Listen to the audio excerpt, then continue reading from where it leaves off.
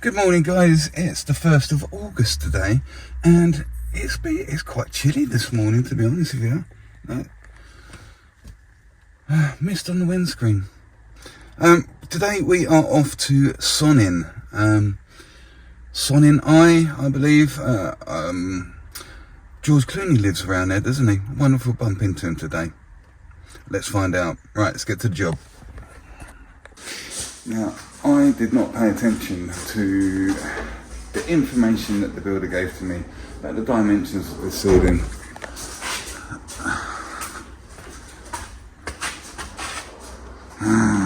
One, 2, 3, 4, 5, 6, 7, 8, 9, 10, 11, 12.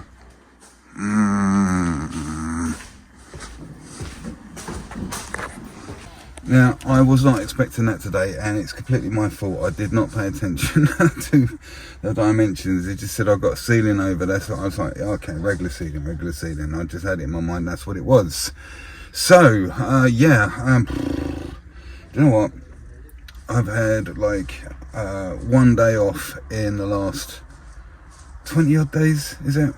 And I spent that with a hangover because I had to go out for somebody's birthday.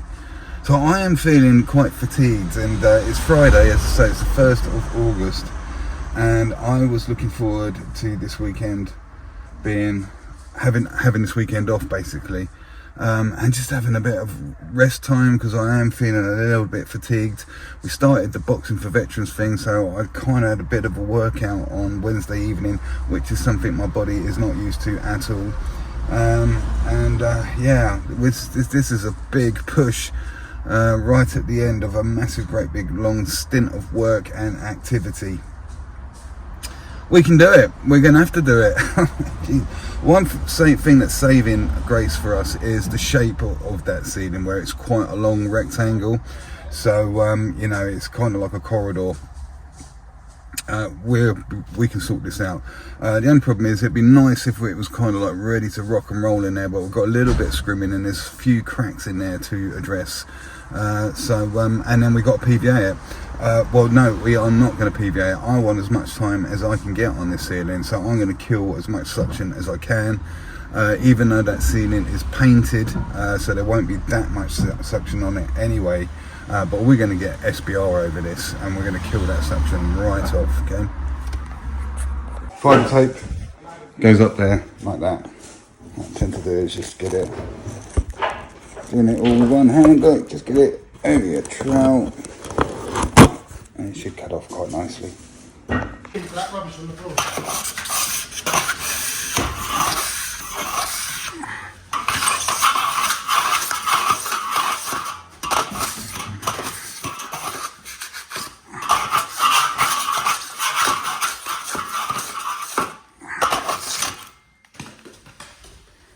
Okay, so we're just scrimming up some areas, and look where there's original cracks, some reason where the boards are independently bouncing off each other in this original ceiling. There's a crack, so I've just put a screw in there because the joists do run this way on this part of the building. Apparently they run that way down there, but it's well worth getting some drywalls up into the crack so that we're actually nipping both boards together, because there's obviously a joint there. Plaster board very rarely cracks through the middle of the board. Yeah, it'd have to be severe movement for that to happen. So the cracks with plasterboard are always on the joints 99.9% of the time. Yeah.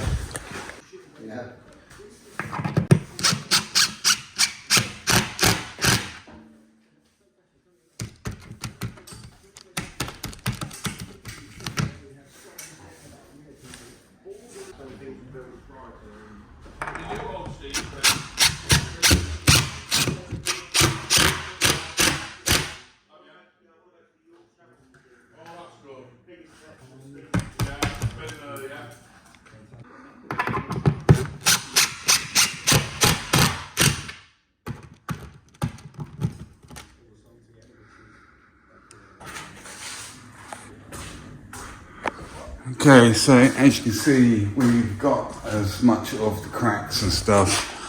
Put some new screws up to pull them up tight, etc.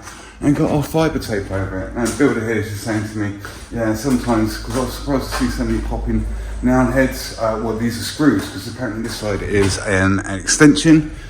So normally it's when they use the old tacks, but this was all screwed up. But the builder says, sometimes we've noticed that can happen when you use the old collated screw guns, because they're set to like a torsion to click at a certain point. So sometimes you don't get, you know, the proper pressure for it to pull the board up really, really tight if it's set a little bit loose. Which is one of the reasons why I'm always using a little impact driver, because you've got, you know, you can feel every screw come in and bite in, and then that's when it ratchets. But yeah, collated guns. SBR, in this case Dunlop. This is my tub roller on a pole. It all sits in there, and the lid goes on top. I got it from the range of all places, and I find it really handy because it's got the lid on it. You know, you can just put that ready to rock and roll in the back of your van, and it doesn't spill out everywhere. Okay, so yeah, this stuff, I have used it before. When you're using SBR, you don't really want to water it down. If you're using PVA, yeah, you will want to water that down. This stuff, you know, SBR is quite a lot thinner than PVA in its neat state. But this is a little bit thicker than others. I have used it before. I don't think it was that strong compared to some others that I'd used, but no, it's strong enough. There was a little bit of PVA and like an SBR mix in there already.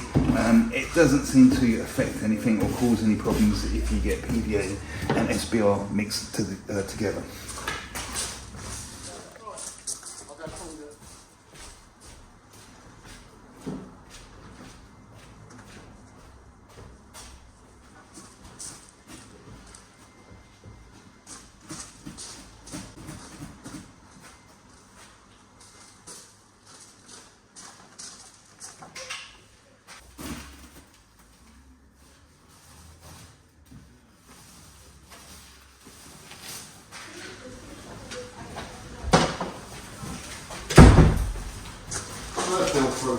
So, on the way. On the way? Yeah, I'm going. Okay. So, do you want to? No. Are you sure? Yeah, mate. Yeah, I think I'll set that one. Thank you. Oh, nice to see you. See you later. Have a good one. I'll see you on the next one, mate. Yes, mate. You remember the old Red Dwarf sitcom? They're in space and stuff, and at the beginning of Red Dwarf, the intro, it's mate in a spacesuit and he's painting something red out in space, and then the camera zooms back to reveal the vastness of the spaceship and the wording Red Dwarf on the side of the spaceship. I kind of feel a little bit like that putting SBR on this ceiling. Okay, just whilst we're here, I'm just waiting, we're kind of like set up in there, and we are pretty much ready to start knocking up plaster. I'm just going out here to mentally prepare myself for the task ahead. Now listen, I've never ever used retarder before in plaster to slow the set time down. So I think today I'm going to kind of like have to swallow my pride, and today is going to be the first time I ever use retarder. So I'm a little bit, I mean, I know how it works. I've seen loads of people do it. I've heard people using it. I've never used it, so I've used the faster stuff. We got this. Now this is Slow Set by www.speedyset. A guy called Justin Feeps gave me this a little while ago, and he gave me a pot of the fast stuff as well, just to use on the videos basically and give them a mention. And one thing that's quite unique about this guy's stuff is they give you a little packet of fibres that you can put into the plaster as you mix it as well, to return any lost strength to it. Now Justin has spoken to me quite extensively about his product, telling me about what sort of chemicals they've used in there and the quality of them, because you can get all sorts of different brands that make stuff that affect the plaster. I did notice the other day, I went in on a job, it's a couple of videos down the playlist, I went in and saw a couple of big ceilings that some other guys that I know did, and when I went in there I looked at the coloration because it had dried, And I was like, that's a strange coloration. The way that it's dried as patches it did, and it kind of showed the boards underneath, and it made it look a little bit, well, peculiar and maybe messy. You wasn't too sure. It was just strange coloration and different. It was mottled in some places, and where I'd expect it to be a little bit darker. Anyway, it'd gone off funny to me. And I saw a video short that BAGS Plastering put up, and he'd used another brand as well, and he had the same issue, but he'd gone over old walls, and it looked really bad. But to be honest with you, I did go back into that job I saw when I noticed the discoloration, and I did ask the guys, I said, you used like some retarder in there? And it was like, yeah. And I was like, right, that must be what that discoloration is. But yeah, I did go in there. It was literally yesterday, and I'd seen it painted. It had a mist coat on it, and it looked fine to me once it was painted. So yeah, it does something. But today we're using this, and I think I'd be an absolute idiot if I didn't. I'm here by myself. It's a big ceiling. The only thing that's fortunate about it is the shape. It's like a corridor, I think I mentioned earlier in the video. So yeah, this is the scoop you get with it. Use 1 sachet, which I assume is a scoop, per 1 bag of finished plaster. So if I'm going to be knocking up 2 bags, 2 scoops. Level, I guess. So we're going to be using this. And I'm going to be using a speed skim as well. I know I'm always going on about them. They're not for, you know, they're called speed skim for a reason. We're going to use it in there. But I prefer to use the metal blade ones rather than the plastic ones, because they are they straighten things up a little bit more and less likely to ripple so much, follow contours. The plastic blades are quite bad for following contours. But one little trick, and I will tell you about it rather than show you, if you are speed skimming the ceiling, if you've got it on the pole, if you twist the speed skim so you're drawing the speed skim across at an angle rather than square, you know, so if you're drawing it square, you've got it square like this, so you twist it so that the speed skim draws through the angle, much less chance of getting ripples in it. What time are you here tomorrow, just as an indication? Tomorrow night? No, you're here tomorrow, that's fine. I'm up and out at the gym at that time anyway. What time are you sticking around till? Today? Tomorrow night. Tomorrow at 4. 4. Well, let's go. We're going out to dinner, that's all. 8 to 4. That's fine. So, That works for us. it's a Saturday. I definitely don't want to be later than No, that. I thought you wouldn't be. And the guy that works with me will not be later than that. Oh, okay. That works out perfect. Cheers. See you later.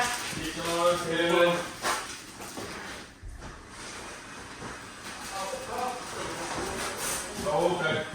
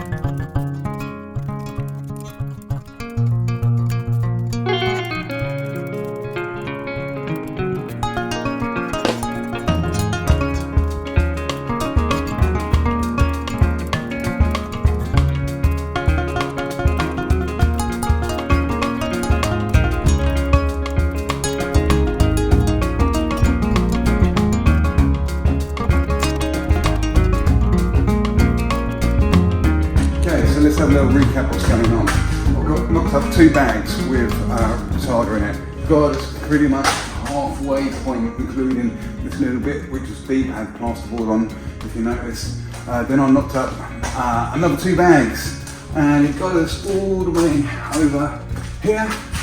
And then there's a little bit left in the bucket, so I had sort of like a 3/4 bag. So I mixed that in with a little bit more retarder in it, and I've put the second coat on this bit here. And when I got back here, this first coat had picked up quite a bit, and the laying down coat's got to this little bit, but this is also from that first bucket up to about here, so this little area here is picking up as well. But if I come down this side, so it's the second bucket here in the tub. This it's a little bit too wet to put the second coat on in my liking, for my liking, so I think I'm just going to do, I've got 1 bag left, we're up to 5 bags now. 1 bag left, although I have got another bag in my motor should I need it.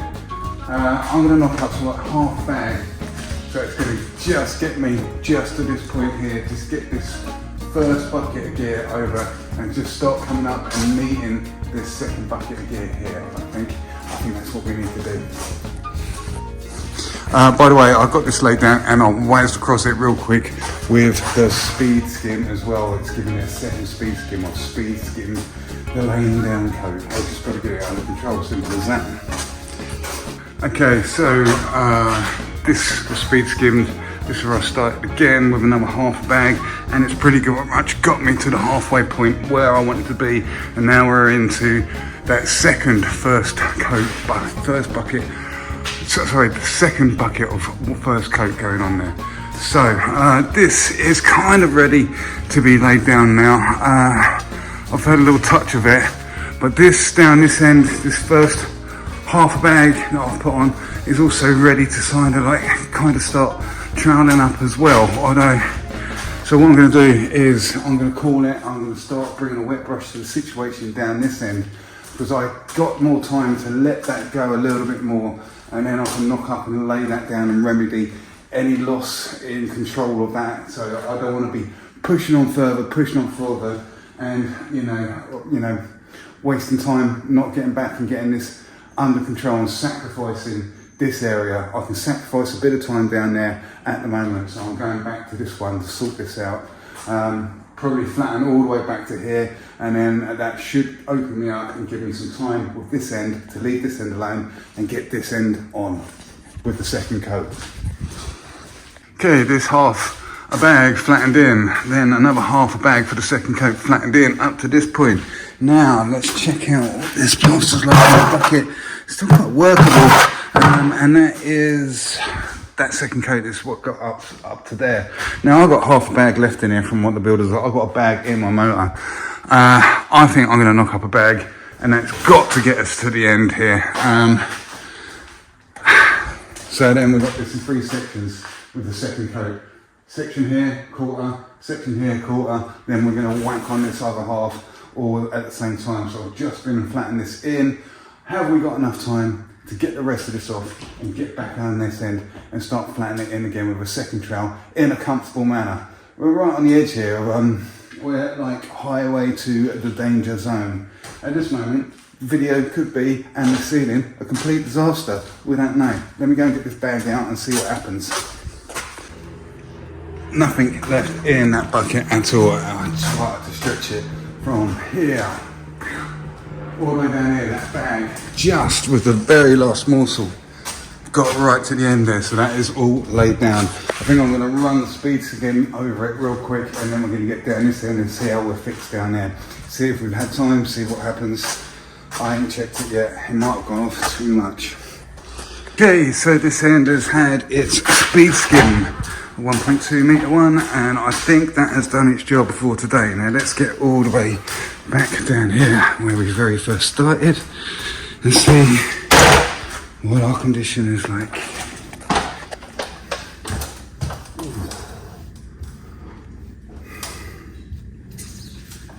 So what we're going to do, got half a bag left. I'm gonna knock this up. Do you know what? I reckon that will trail up, and we could keep up with it in time. I'll tell you, that's gonna be a fight. I'm gonna knock that half bag up, and I'm gonna knock it up quite wet, and I'm gonna see how far that gets me. So it's gonna get a third coat, and the only reason I'm giving that a third coat is to pull that back in time a little bit, and more in line with this back end. Yeah, that's what we're gonna do. Third coat down there. Give us a little bit more time, less fight. We're gonna take it out nice and cleanly, and not be sweating into our wet bucket, man. Okay, there's that half bag knocked up a little bit wetter than usual, and we are going to see how far it gets us across the ceiling. We might be lucky and get it all the way back here, because remember, it's been, you know, trailed in once, and it's quite flat, so this is going to go on as tight as you like, and the whole purpose of it is going to buy us some precious time, I think. If we didn't have that extra half bag left over, then I'd have to fight this in as it is, but I'm going to use this just to try and bring it back, pull this front back a little bit, just put a bit more time on the ceiling, just make life a little bit easier for us. Okay, we've got different grades of bag. We've got the B2 and the B3 types of bags, for the different colours. That half bag, look, it's a different colour, and it did get us into the soft zone of the second half, which is well handy. I think knocking up that last half bag might be the best decision that we made all day. Now, it's still pretty wet down now. Put more on top, put retarder and everything, okay? Now I'm going to work my way back down here, and then we're just going to need to see this over the finish line. So as long as I can get across this ceiling to the end and be able to start again before it's going on me, then we are home dry. If not, I'm going to have to put some real effort into this. But I'm really glad that that extra half bag's bought some time. Right, let me get on with it. Okay, I just got right down the very end with my wet brush, and I'm just about to come back to the beginning. Well, I have just been up there with my wet brush and my trowel to start again and work my way all the way down through the ceiling. Now, I don't want to spoil the ending for you, but looks like we got this.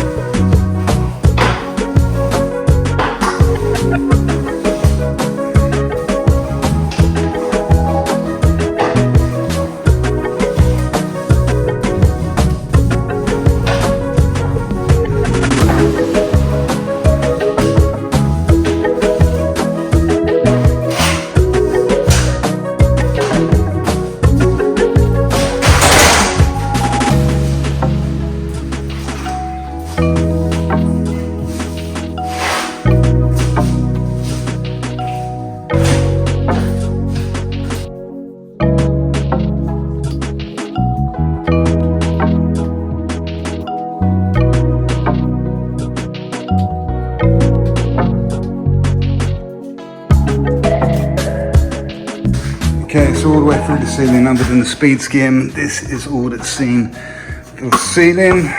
This is our 20x5 carbon steel trowel by Marshalltown, which is very straight indeed. Now, because we are starting to trowel up, this has done its job now with the flatness and stuff. I've been across the ceiling a couple of times with it. Now I'm going to switch down to this stainless steel, which is much softer. It's a stainless steel Superflex 2 by Rafina, and this will put a nice polish over the surface of the plaster and close that surface in really nice to give it that sheen everybody likes to see on freshly plastered wall or ceiling. So, one of the other things as well, you know, a lot of people go, why you can't use it, it's going to kill your shoulder. You're right, that is a bit big. I can put on and flatten in with it. But when it comes up to the last final couple of stages, I have to put that down. It's too big, it's going to be too much wear and tear on your joints and that. This is why I opt now for something like this, okay, which is much easier on your joints. And the reason I can switch to something like this is because I've been using something like that to flatten it out in the first place. You can't really use this from the outset because it's just too floppy, okay? It's a finishing trowel, okay? It's not really for putting on.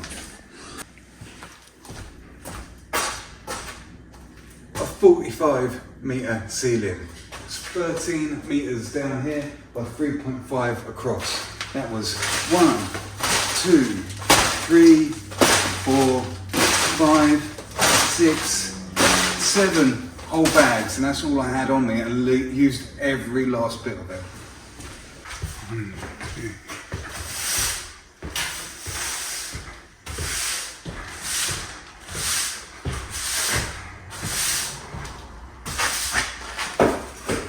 Oh mate, that was a day, wasn't it? I was not expecting that at all.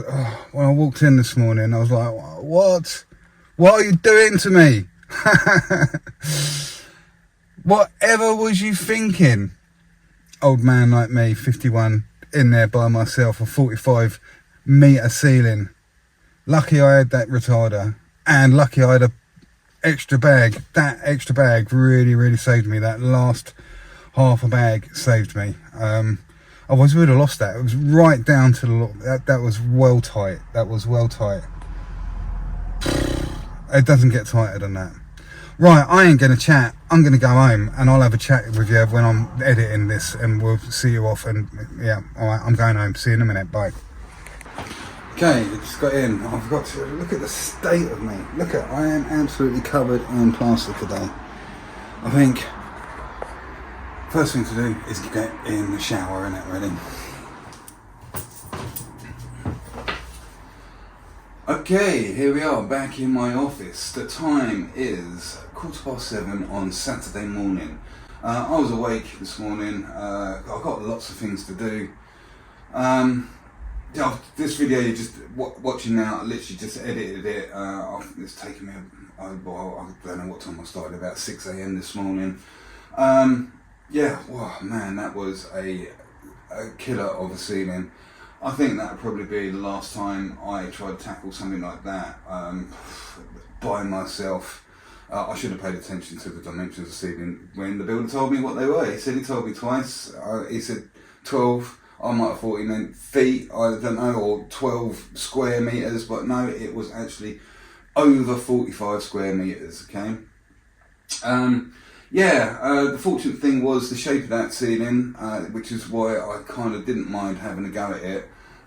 If it was much more of a square shape, it would have been much more difficult to do, basically, and I would have had to use retarder. So in that case, we did use retarder, and it probably took the same amount of time using that retarder as it would have if I'd broken the ceiling up and done it in two halves, sort of thing. So that's what you'd normally do if you didn't have retarder. You know, I'd put it on in smaller gauges and then drop back, get it. So you'll kind of like, you'll be troweling up the very beginning of the ceiling whilst you're putting, in the back of the ceiling it's just being put on. So you'll move along and roll your hits like that.